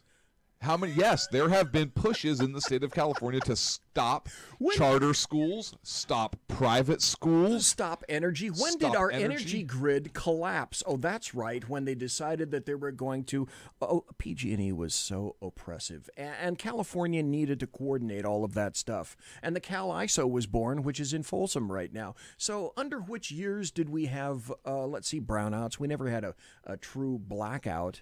I mean, it's hotter now. It got a Democratic governor thrown out of office. As a matter of fact, it did. Who was that, by the way? Gray Davis. There you go. They can't run. They can't. And the worst part was, it was not Gray Davis's fault. No, that was before. But he got recalled. And then right after Gray Davis came Arnold Schwarzenegger. Yep. Which was weird because you had a Republican governor prior to Gray Davis. George Duke Majan. Duke Majan. I told you this. I had dinner with Duke Majan. He was a cool guy. Continuing. So, sets up other fights. To win something as massive as an American NHS or even Medicare for All, it isn't enough to just win a policy argument. Democratic Socialists believe we need to build a mass movement that can pry health insurance provisions out of the hands of health insurance companies, put it into the hands of the public. To marshal the kinds of forces that can achieve such policy victories, we need to get working Americans comfortable thinking about class in a broader sense.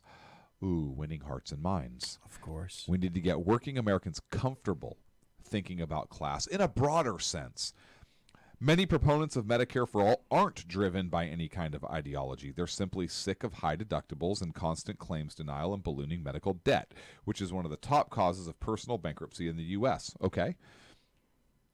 But in fighting for Medicare for All, people will inevitably start asking basic questions like why corporations are allowed to get rich off of something that should be a basic human right. Okay, you got to stop right there. What does a Democratic Socialist think is a basic human right?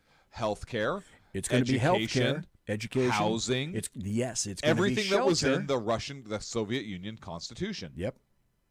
And there will be no privatization. There will be Food. You can't have farms. You can't have individually owned farms. Hey, speaking of individually owned farms, how cool is it that whites are being slaughtered in South Africa and their lands confiscated with no reparations whatsoever? Isn't that way cool? And the media is reporting nothing about it, to the point where South African is people that are thinking in South Africa are saying that, hey, when everybody takes over all these once white-owned farms from hundreds of acres because of, repression, etc., South Africa will have no food. Are they being killed too? Yes. Is that not genocide? No, we're talking about whites. Come on. We're talking about Caucasoids. So continue. Are we going to break, BZ, or are we just powering through? Oh, you know what? We missed it, so screw it. Let's go. Sounds good.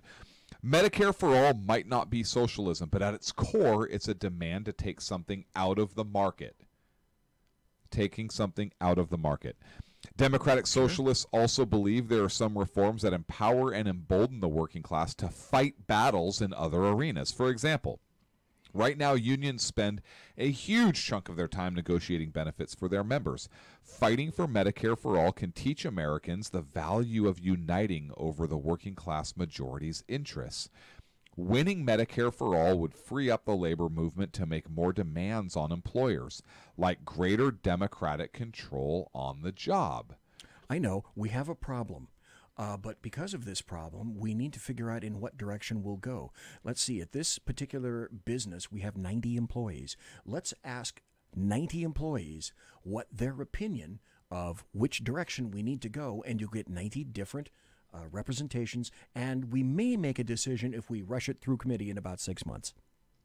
But the employees need greater control on the job because they have all the same amount of information as the owner does, I'm sure. Sure. Right?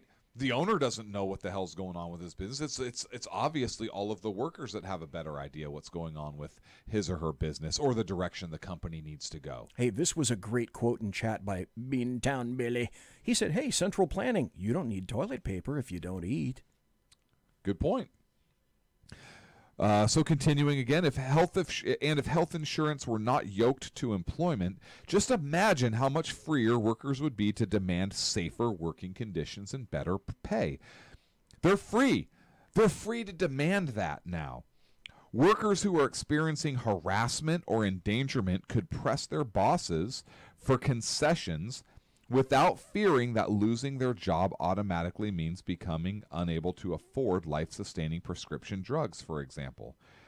This is why Democratic Socialists refer to Medicaid for All as a strike fund. Maybe you might want to explain that, a strike fund. So if you strike, you don't get paid. Right. You get your benefits suspended. Yep. Right? But if we have Medicare for all, you could tell your boss to go fuck him or herself, and you'll be just fine. It's a strike fund. We will pay for, because you don't need your job for your health care.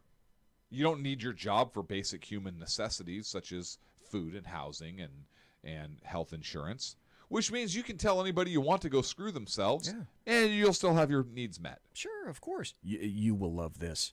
I wish I could monitor chat more frequently, but this was great. Fred says he made a comment. Beantown Billy made a comment, and Fred said, "Billy, I really like you." And Beantown Billy said, "You mean like a priest?" I thought that was funny.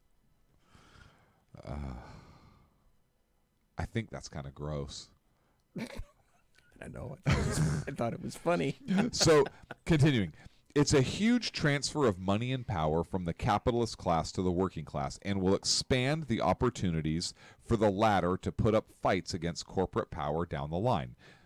Big reforms can dramatically change the political conversation. Today's Democratic Socialists don't see positive policy reforms as something we'll stack up until one day. Voila, we have socialism. As DSA member and New York State Senate candidate Julia Salazar told me in a recent interview for Jacobin, quote, "There's no question that we have to expand and comprehensively fund the social safety net, but if we do not without altering the more basic structures that disempower people and keep them in wage slavery, we're never going to see long-term social change." What is that basic structure that in their mind disempowers people and keeps them in wage slavery. What's that pesky document? What is the most basic structure of our country and of our way of life? She's not talking about the Constitution, I'm sure. No, but you have to realize that leftists, even when we call them foundational or fundamental documents, leftists completely disagree with that from the beginning, because you and I both believe in God, and the Constitution says that our powers and our rights are provided to us by God and not by government. God plays absolutely no role in the life of a leftist, an American media maggot, or these days most Democrats, and certainly Democratic socialists for that matter. So they want all powers held by government and only ceded to you grudgingly. Well, that's because, look, if the government gives you something, that means then that the government can take it away. But if your right is natural, if you have a natural right, if we are endowed by our Creator, God, or whatever you consider to be God, your Creator, with certain unalienable rights, they cannot be taken away from you by man, then they are powerless to stop you. I will never forget this. I used to be a great train aficionado. I used to get cab rides in the cabs of locomotives. I knew tons of engineers, and they are a heavily unionized industry.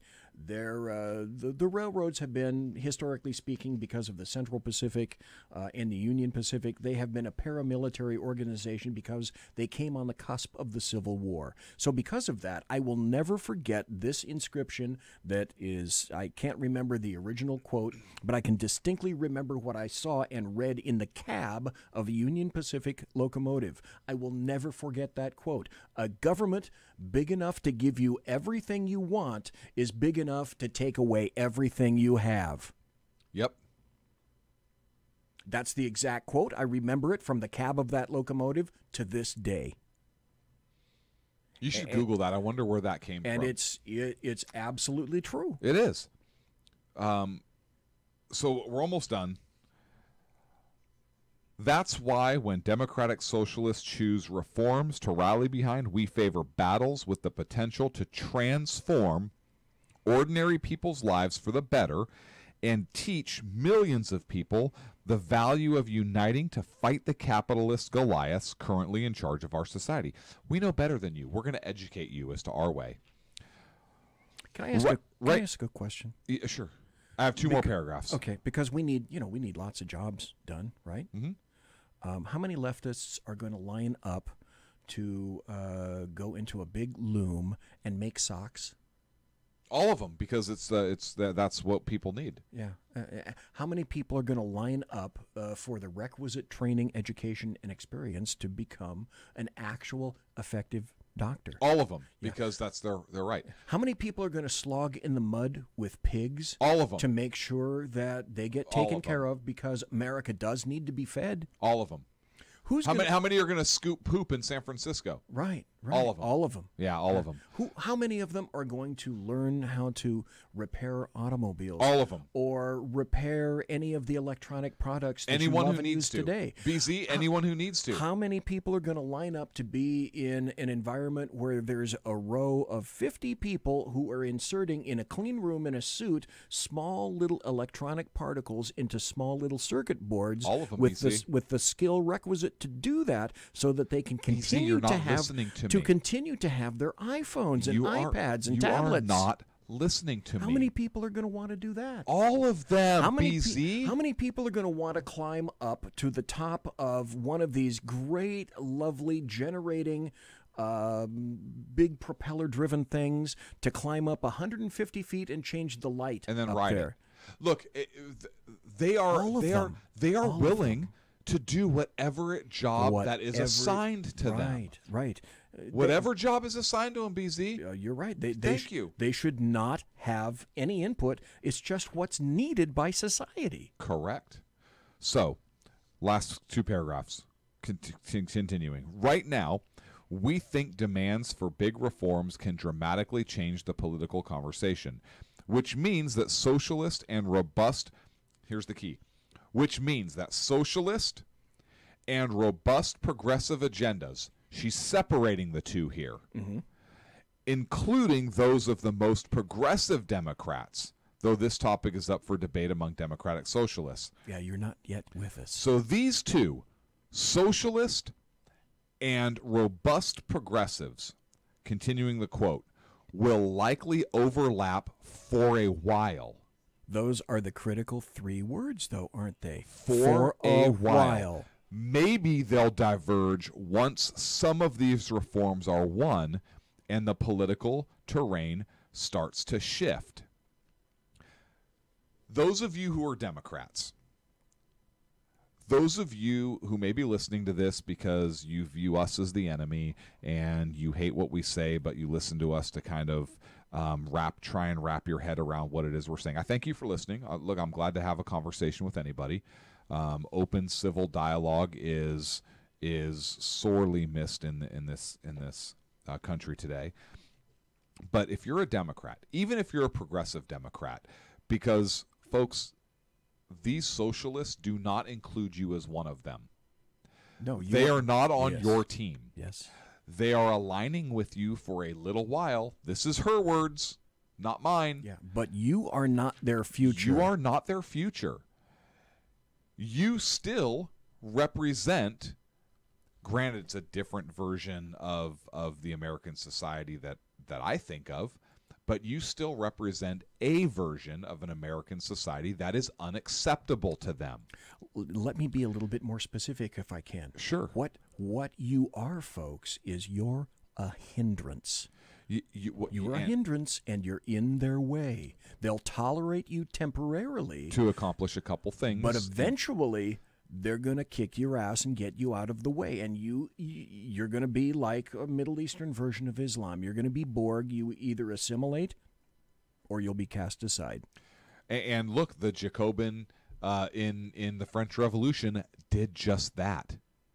You will be assimilated. They killed their leader. So you should think long and hard about what it is that you are embracing right now on the far left. Think long and hard about history, and that's the problem, because they have no concept of history. Well, it's not only they don't, but I'm hoping that once they understand this, they need to understand what it is that they're embracing, what it is that they're quote unquote getting on board with, because for you Democrats out there, and even some of you progressive Democrats, those of you who are not Democratic socialists, because I know that I think a majority of the Democratic Party is not Democratic socialists, particularly as defined by this article. There certainly are some, and there are places of overlap for progressives, but I don't think they are Democratic socialists, and the Democratic socialist here is even saying that. But I would be more inclined, if I were you, to vote for the Republican than the Democratic socialist, because it is clear that the Republican has a view that is closer to what you believe America should be than the Democratic socialist. Has a Republican ever said that when we're done with you, we're gonna overlap for a while and then we'll basically cast you to the side? So let me wrap up her article here and say, quote, continuing, but until then, so once maybe they'll diverge once some of these reforms are won and the political train starts to shift. So again, continuing, but until then, we'll be in the trenches fighting for what Ocasio-Cortez called the, quote, minimum elements necessary to lead a dignified American life, end quote. And along the way, we'll also be articulating a vision for society beyond capitalism, where each person's life is truly theirs to live, not to spend toiling for a dime while the boss takes a dollar. That's interesting, where each person's life is truly theirs to live. Sounds good. Your life is truly yours to live, but the collective needs that light changed at the top of the freaking windmill that's providing power. So go do that. That's your job. I don't want to. I don't want that job. Well, your life is truly yours, but you're going to do that for the greater good. I don't want to. I want my free home. Well, then, I want my shelter. I want my iPad. I want to be able to go to the corner Starbucks. Well, then maybe the Jacobin are going to live up to their roots, and that might not be a problem for long for them. What's to our south right now? Mexico. And? Central America. And? South America. And? The equator. Venezuela. What's occurring in Venezuela? They can't even provide clean drinking water. They can't provide a thing. Well, that's a socialist country. And I go back to the standard phrase, I suppose, where every dictator, because who's in favor of socialism? Dictators. Does Megan perhaps have a little bit of dictatorial self-promotion envisioned in her own brain housing group? Because someone sooner or later, just like Animal Farm, is going to have to be the collector, the organizer, the assembler.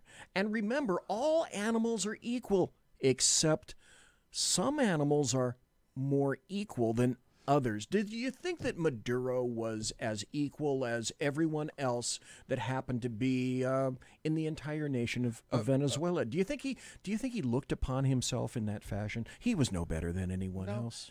And yeah, obviously that's not true.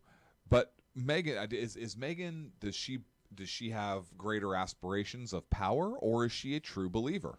I think both. I think she has, in fact, consumed the Kool-Aid. And see, the sugar-free Kool-Aid. Yes, the sugar-free Kool-Aid, because you can't have sugar because it's bad. It's California, after all. We just told you about that. Clint just told you about that. By the way, is that water that you're drinking right now? That better not be a sugary drink. Not in here. Not in California. It is. It's vitamin water. Is there sugar in here? Let me read.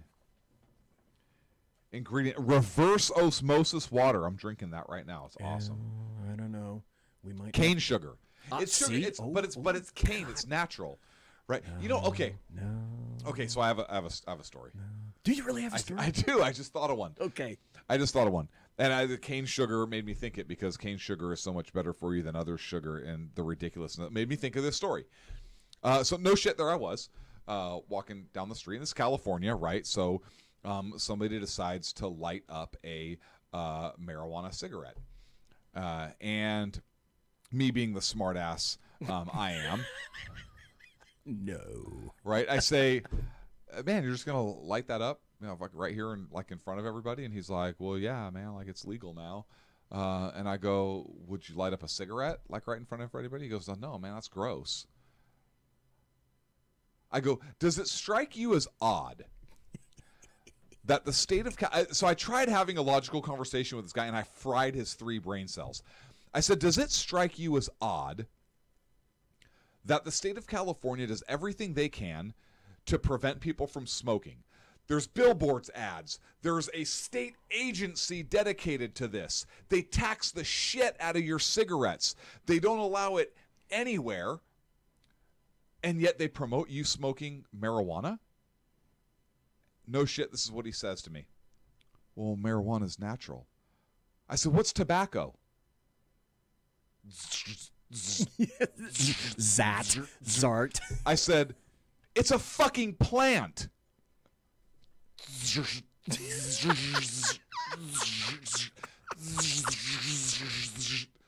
And then I got applause from like 2 people behind me who also weren't happy that this jackass was lighting up, and he freaking walked away. Wouldn't you? I would love to have had that on video. Trust me, 10 minutes after you put that video on YouTube or Periscope or something like that, 10 minutes after that happened, your video would have gone viral for 1 million hits, guaranteed. You'd be watching that video, and some major, like MSNBC or somebody like that, and today, this video from Clint. And that video got 100,000 hits in 5 minutes. And it's true. And 2 million hates in California, but everybody else loved it.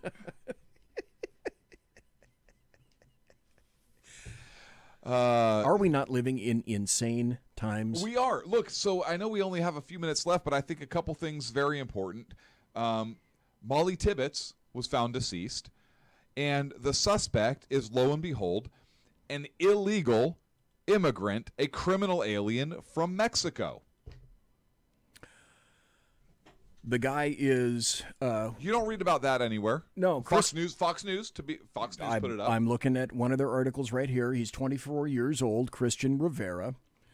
And the funny thing is that everyone wants the government to be the all-powerful government, but let's stand back just for a second.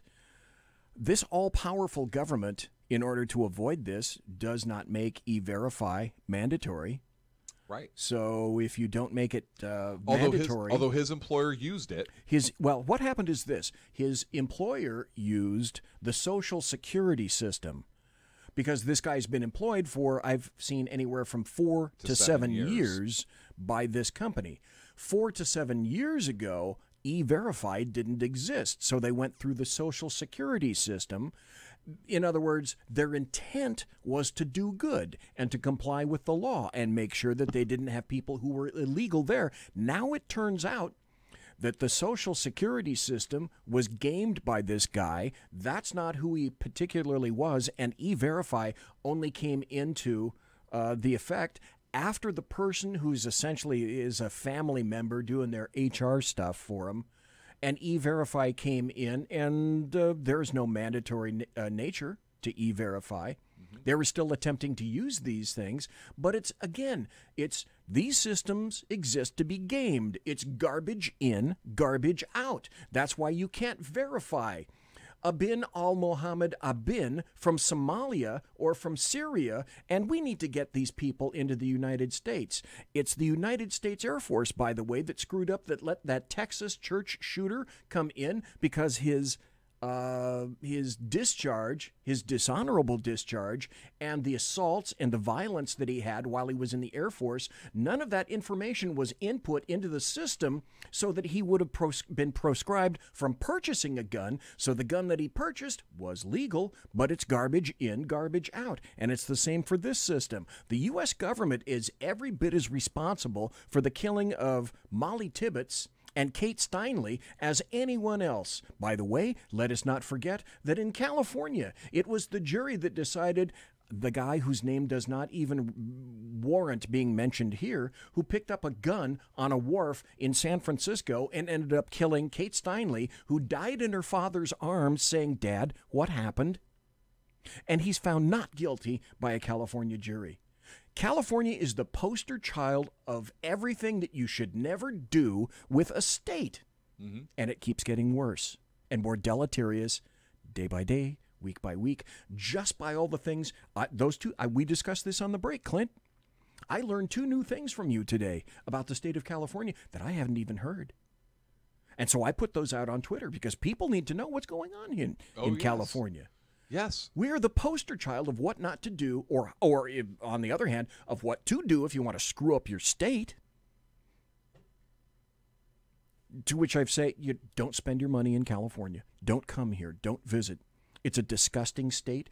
It is beautiful in a way, but it's got a policy and a system that demands that there is no preventive maintenance for wildfires. These wildfires are taking off here in California because they cannot manage their forests. And they cannot manage their forests because environmentalists say that you cannot do that. You cannot log dead trees. You cannot make an obscene profit for a timber industry that could still harvest the wood that's still good in some dead trees. You can't remove the deadfall because it would disturb critters. So in the meantime, let's burn up a good portion of the state of California. Let's spend millions of dollars of overtime. Let's kill people. Let's completely raze their property. And oh yes, while we're at it, let's take all of that burning smoke into the air and let it infest all sorts of other states and reduce, it's time for California to share the wealth. Our air quality is fucked up. There's no reason we shouldn't fuck up your neighboring state's air quality as well. I have a better one. I think these neighboring states that are affected by our poor air quality should sue the fucking state of California for violation of environmental fucking regulations. Why not? Right? That's thinking. That's why you're sackheads, Clint. Your policies contributed to... You fucking environmentalists just contributed an ass ton of freaking pollution into the air. Who put all the CO2 into the air? Good job. All you environmentalists. Yep. Oh, you're so damn effective. So, look, one more thing. I want Manafort and Cohen. We've got 4 minutes. Paul Manafort was found guilty 8 of 18. 8 of 18. Hung on 10. Hung on 10 or 11. Any blowback. And he's going to, he still has a second trial.